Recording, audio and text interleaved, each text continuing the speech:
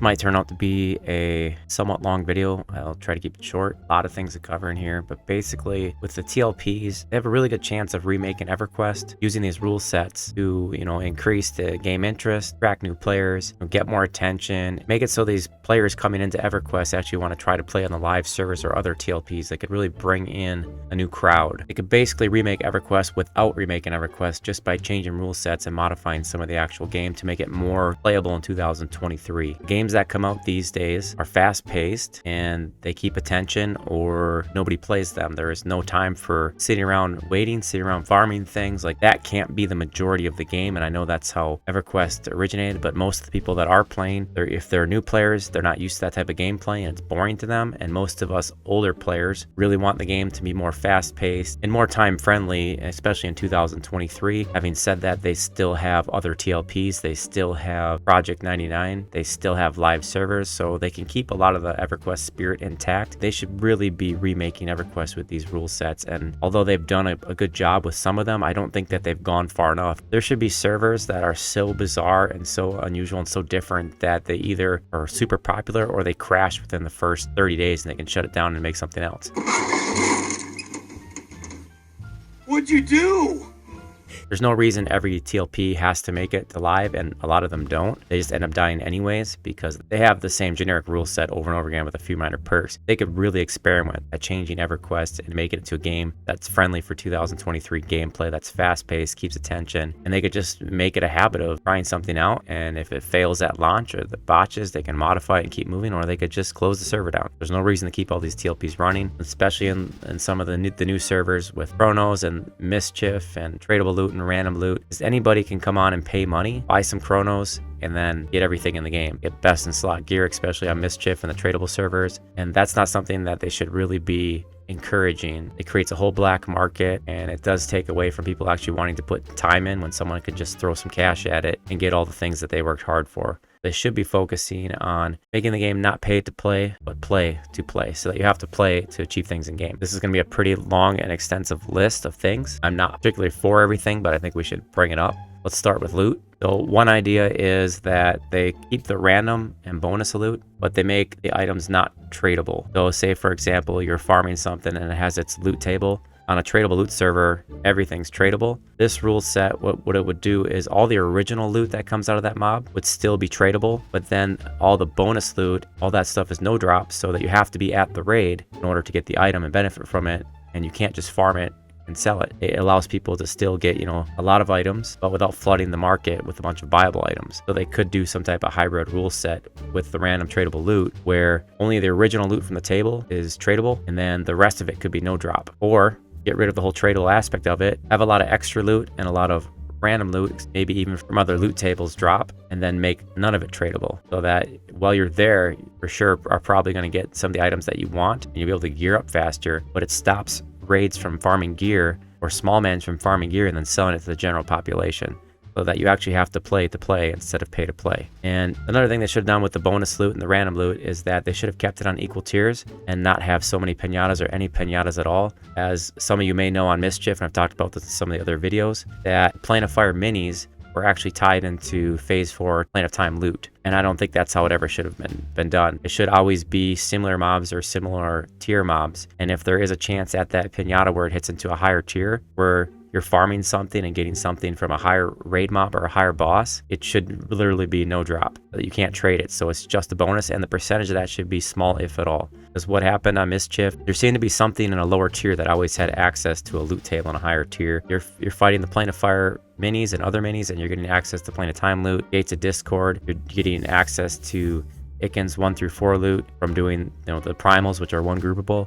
There's been something like that every expansion so far, and I think that's overkill. The way to solve all that stuff from flooding the market is, go ahead and have all your random loot, your bonus loot, but make it no drop. That you have to be there to get it, and you'll see stuff rot. That's just what's going to happen. And to go even further with that, you could lock the loot table to the actual aggro list or the encounter that people are there fighting, so that you can't just bring somebody in to loot it. And that would get rid of all that extra loot, all that flooded loot, but you'd still, if you were a raider or you're still out there playing, you would still be able to get your gear faster. Another thing as far as loot that I like to see is there's a lot of kinks with some of the epic quests, and I would like to see them either add an additional mob or increase the rare spawn percentage of the mob needed so that people aren't waiting in line for their epics. You know, maybe they can farm a different mob that has a chance to drop their epic item, or that the spawn percentage is significantly increased so there isn't just people waiting farm specific items for their epics. I get that that was part of the appeal and the long epic quest back in the day, but that's just not relevant when you only have 3 months for an expansion, and then that item is pretty much useless again till, you know, you get your epic 1.0. Some of the clicky effects last, but if it's like a weapon, you know, you're not really going to use it past the expansion too much, and then you end up waiting, you know, between the 1.0 and the 2.0.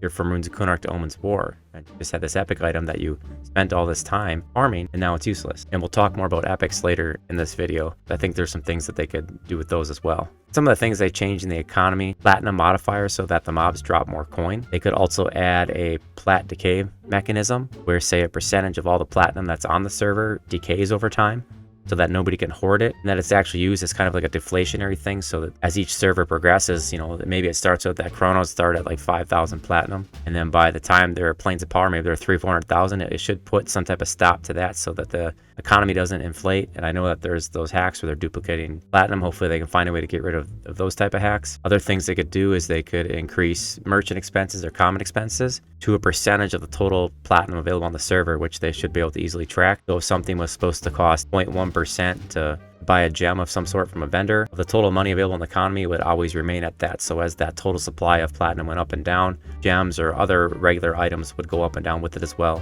So when it gets to the point when a Chrono's 2 million platinum, then maybe a regular diamond from a vendor is also like 50,000 platinum or something, to try to sap some of that platinum out of the economy to stop that inflationary aspect, I guess, of the game. They could also do things like increase the plat ceiling in the bazaar beyond the 2 million that seems to be the cap.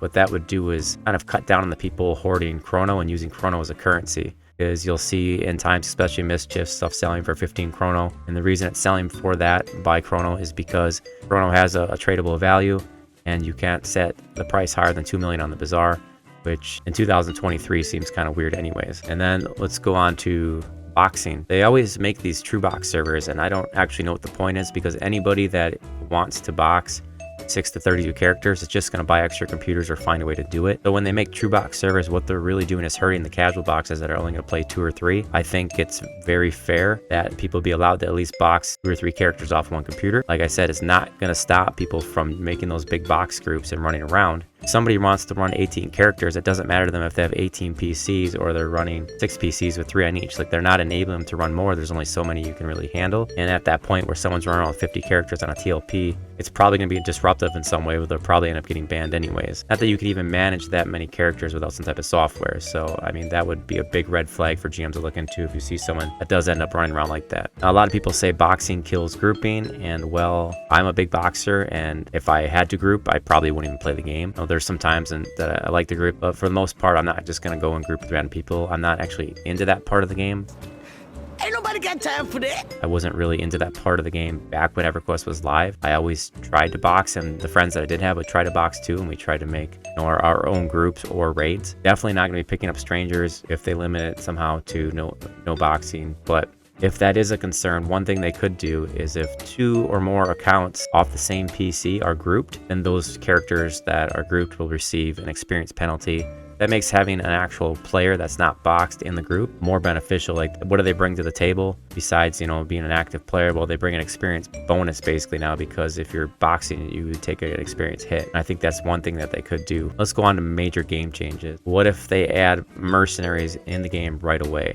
And I guess you could add like the apprentice levels and nothing higher in the tiers until like the actual mercenaries did come out. That may stop in a lot of boxing. And when it's hard to find groups, it makes it easier to be your own group. Then it only take you and 2 friends to have a full group with your mercenaries. That's one thing they could add to the game right away. Another thing is the expansions being released. A lot of people dislike having to play Classic for 3 months, then Kunark and Vilius, and especially things where there's no level changes. It's been suggested and talked about that maybe they just release all that stuff right away. Whether or not they actually have a Classic launch or they bundle Classic into all the level 60 expansions up to Luckland. Release all that right away. You could still do the 3-month, but maybe you could make it last a little bit longer. Either way, it's going to be quicker than having to wait that full year for that progression of expansions. One thing you may have to do is scale up some of the gear from like Kunark and Vilius up to the latest max level expansion, which would be Luckland. So scale that gear with some flat percentage to make it so that when it's released, you have all these different spots to level, but you're not just farming Luckland mobs, that you're going to still be farming the Vilius raid mobs, your Kunark raid mobs, because they drop gear that's similar. And then when it gets to level 65, you're talking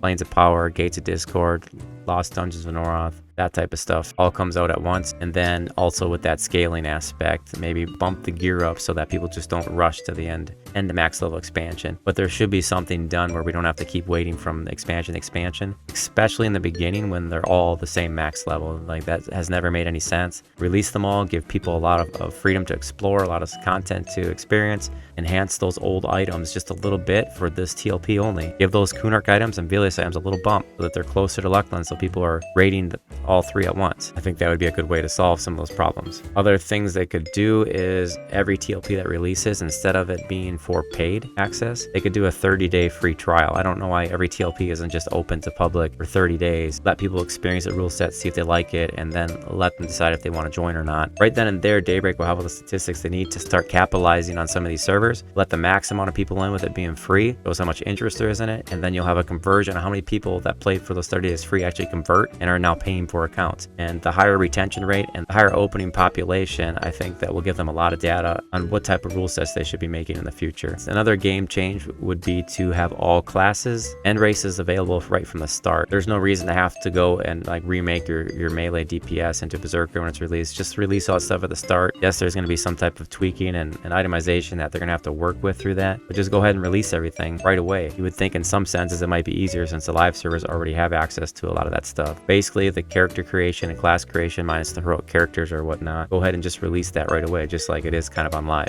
Another thing that they did bring down the timer in is the out of combat mana and HP regen. I think that should be right live in Classic. Nobody wants to sit around and meditate. Hey, snap out of it, kid. We gotta get out of here.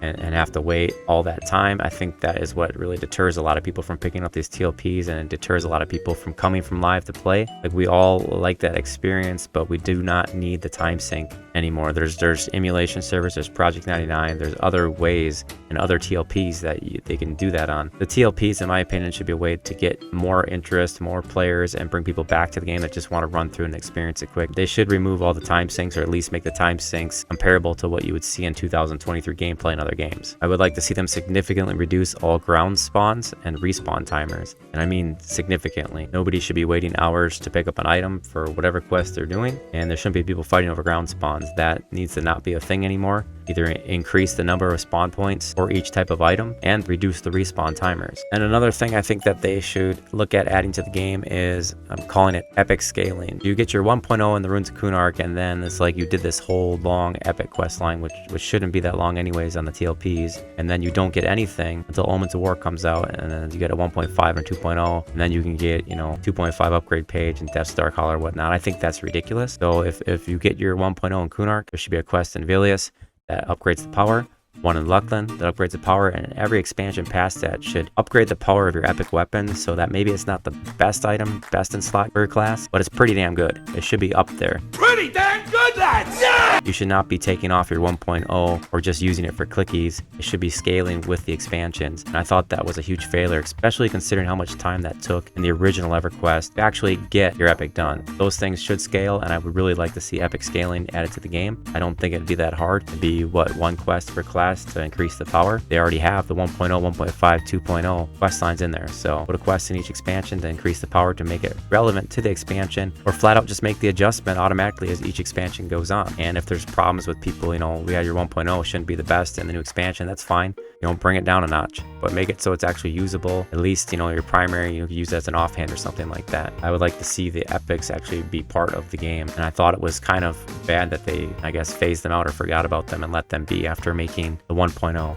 Other things that they have already as experience modifiers. A lot of people may think that the current TLP experience rates are fine. It's more of a time sink. I don't see too many problems with how the experience works now. It could be slower, could be faster. Depends on the other rules and whether or not they can deal with the power leveling, which is going to lead me to the next thing, which is not so popular right now. Encounter locking. There's a new TLP on called Oakland that currently is going to be testing encounter locking, and it's supposed to be put in to reduce trains. Now, I've played on Mischief since it came out, and I played on Aerodune and Ragefire, or one of the other ones that came out. I played for a little bit of time, and the number of times I've been trained is like almost non-existent. I mean, the times I can remember being trained is actually my fault. One time I set up my camp by those golems and the Gates of Discord, right by a raid zone, and as people were running to get into the raid zone, they were bringing trains with them. It would stop stuff like that, I guess, but I don't know if people are still training each other on the TLPs. Another thing that the encounter locking may be really neat to see is it might stop power leveling. That automated enchanter stun power leveling, which you goddamn know those people have to be using software in order to get those stuns timed. Unless there's somebody really sitting there for hours on end power leveling people, pressing a button in sequence to keep those stuns rolling.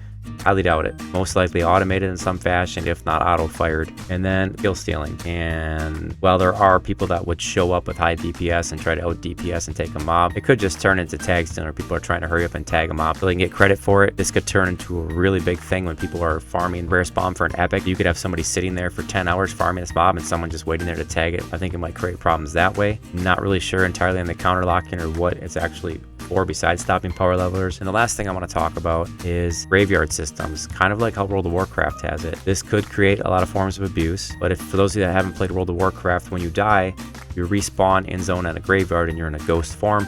Allows you to run back to your corpse and resurrect within a certain range. There's ways to stop some of the abuse. Obviously, if you're in a raid and you run back to your corpse, it's not going to let you use the actual auto res feature to get back in and fight again. It will be locked out until the raid finishes. Or some people can still do normal resing, battle resing, and bring you back that way. You don't have to run back to your corpse and get it. But what I find is I think this turns off a lot of new players, especially if you're not bound in the right spot. When you die, you get returned to bind. That's actually really horrible for a new player to have to run across zones back to their corpse, back to their camp. I don't really see too much of an issue with adding a graveyard system, although they would have to work out all the different bugs. Because of the range of the resurrection, it could be used to actually get down to places where you run, die, run back to your corpse, run 50 feet further, res in, run again and die, and you eventually get down to a camp. I think if they left the experience penalties on, that would stop people from trying to train resurrect themselves down somewhere. They might lose a whole level by then, or do something like that that limits it. But I think some type of graveyard or easy return feature, I think if they could respawn in zone and at least retrieve their corpse, if they do it that way and maybe they get like some type of res sickness that lasts a while where they can't actually do anything in the game, I think that would be fine too. I think it's 10 minutes max in WoW, something like that, so it's not being abused. I think that concludes everything I want to talk about in this video here. If anything I mentioned sparks your interest, please let me know in the comments below. If I missed anything that you do want to talk about, go ahead and leave a comment. I would like to see like the actual discussion get going to a point where Daybreak actually starts paying attention to some of the YouTubers making videos and read some of the forums and threads. And if they're going to experiment with things like counter locking, I really want to see them experiment with some of the stuff in here. And like I said, if you launch your server and it bites the dust, close her down. Launch another one. They have too long of a time period between launches, do all these types of testing, and a lot of the servers, they should literally merge or just be like, we're closing it down because it doesn't have enough interest. That would free up some resources for them to be able to keep running tests until they actually get enough feedback and find a rule set that's popular. They just keep remaking it. We're here to have fun in 2023. Make a standard TLP and make an experimental TLP every time you release it with some of these rules. See what happens. People always have the option of going to the emulated servers. They got Project 99 and they got live servers plus the other TLPs. I don't think it's gonna hurt anything. You want to play on these new rule sets that maybe include some of the stuff that I mentioned, cool. If you don't, cool. Let's at least see them make an attempt to remake the original EverQuest in a 2023 fashion. Thanks for watching.